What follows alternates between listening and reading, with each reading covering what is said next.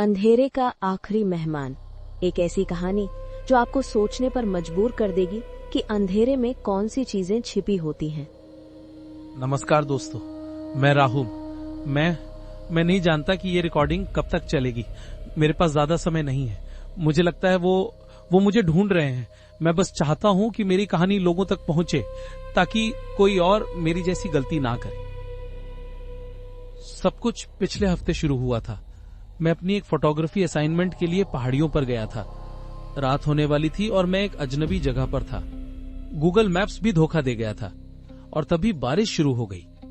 मैंने पुराने से गेस्ट हाउस का साइन देखा जो पहाड़ी के टर्न पर था। महालक्ष्मी गेस्ट हाउस, आपका अपना घर। सोचा चलो रात यहीं रुक जाता हूं, सुबह देखा जाएगा। बिल्डिंग काफी पुरानी थी, शायद कोई कॉलोनियल एरा की, लेकिन अच्छी कंडीशन में थी। स्ट्रेंज बात यह थी कि बाहर कोई कार या बाइक नहीं थी। मेन गेट पर एक ओल्ड स्कूल बेल थी जिसे मैंने बजाया। I was expecting someone to come out, but instead दरवाजा अपने आप खुल गया। अंदर का रिसेप्शन एरिया साफ और ऑर्गेनाइज था, लेकिन कोई नहीं था। Hello, is anybody here? मैंने आवाज लगाई। तभी मुझे पीछे से एक हल्की सी आवाज सुनाई दी। आइए, हम आपका इंतजार कर रहे थे। मैं चौंक गया।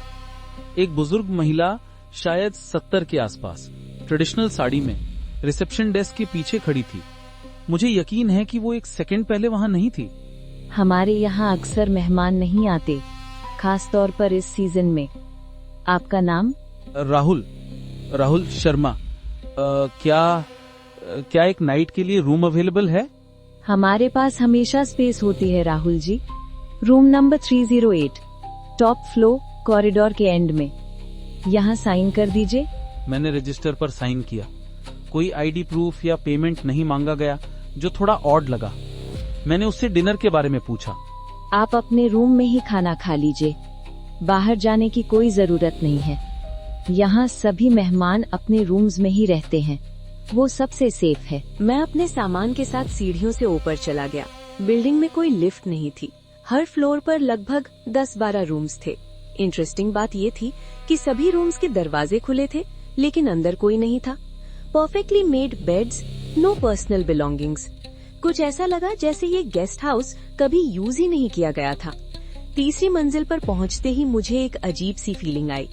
कॉरिडोर काफी लंबा था और एंड में एक सिंगल डोर था, 308। पूरे कॉरिडोर में कोई विंडो नहीं थी, बस एंशिएंट पेंटिंग्स थी वॉल्स पर। सभी पेंटिंग्स में एक ही चेहरा था, एक सैड लुकिंग वुमन, शायद 1930s के एरा की। जैसे ही मैं 308 के पास पहुंचा, मुझे अंदर से वॉइसेस सुनाई दी। मैंने सोचा शायद रूम ऑक्यूपाइड है। मैंने दरवाजे पर नॉक किया, लेकिन कोई जवाब नहीं आया। वॉइसेस भी बंद हो गई। मैंने दरवाजा खोला और अंदर झांका। रूम एम्प्टी था। रूम एक्चुअली क्वाइट नाइस था। एक किंग साइज बेड, एक अच्छा बाथरूम और एक लार्ज विंडो जिससे पहाड़ियों का व्यू दिखता था। मैंने अपना सूटकेस रखा और विंडो के पास गया। उस वक्त रात हो चुकी थी, लेकिन चांदनी में पूरी वैली दिख रही थी। सडनली विंडो ग्लास पर मुझे एक रिफ्लेक्शन दिखी। एक औरत मेरे पीछे खड़ी थी, वही जिसकी पेंटिंग्स कॉरिडोर्स में थी। आई टर्न्ड अराउंड इमीडिएटली, लेकिन रूम में कोई नहीं था। मेरा दिल जोर से धड़कने लगा।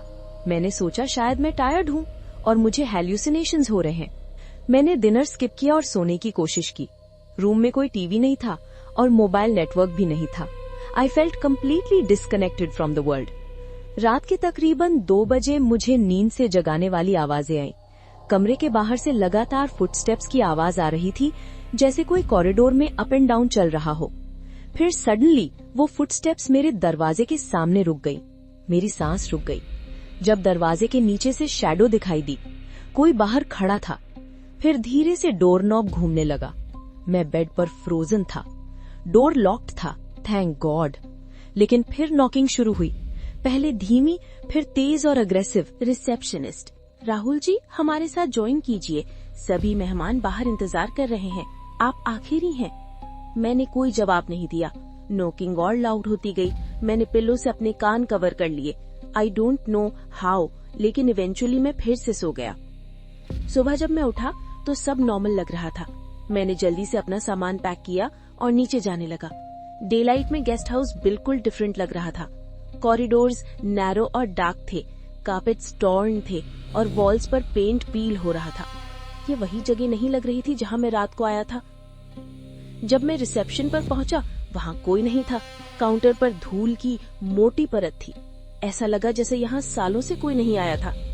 मैंने रिसेप्शन के पीछे रजिस्टर देखा, वही जिस पर मैंने साइन किया था, लेकिन उसके पेजेस येलो और ब्रिटल थे। मैंने अपना साइन ढूंढा और मेरा दिल एक बीट मिस कर गया। लास्ट एंट्री मेरा नाम था, राहुल शर्मा, रूम 308, लेकिन डेट थी 17 अगस्त 1985, ऑलमोस्ट 40 इयर्स अगो।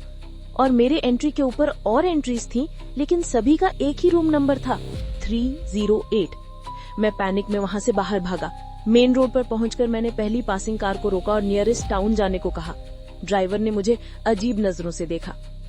भाई साहब, आप महालक्ष्मी गेस्ट हाउस से आ रहे हैं?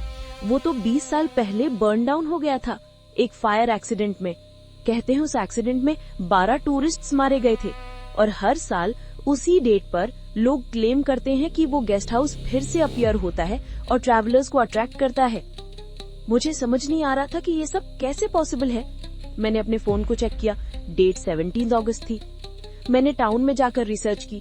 1985 में इसी डेट पर महालक्ष्मी गेस्ट हाउस में एक मिस्टीरियस फायर लगी थी जिसमें 12 टूरिस्ट्स की मौत हो गई थी। रूम नंबर 308 में कपल ट्रैप्ड थे। इन्वेस्टिगेशन में पता चला कि फायर रिसेप्शनिस्ट ने लगाई थी, जिसका नाम लक्ष्मी था। वो मेंटली अनस्टेबल थी और उसे लगता था कि गेस्ट्स उसके घर में अनइनवाइटेड इंट्रूडर्स हैं। मैंने अपने मोबाइल गैलरी में फोटोज देखे जो मैंने गेस्ट हाउस में ली थी। सभी फोटोज ब्लैक थी, सिवाय एक के। रिसेप्शन एरिया की एक फोटो में मिरर के रिफ्लेक्शन में मैं देख सकता था मैं एक स्केलेटन था जिसके हाथ में कैमरा था। अब मुझे समझ आया, मैं भी रूम 308 का एक गेस्ट बन चुका हूँ। मैं 40 साल से हर साल 17 अगस्त को वापस आता हूँ एक नए ट्रैवलर को ट्रैप करने के लिए। और अब तुम मेरे गेस्ट हाउस में हो। क्या तुम मेरे अगले परमानेंट गेस्ट बनोगे?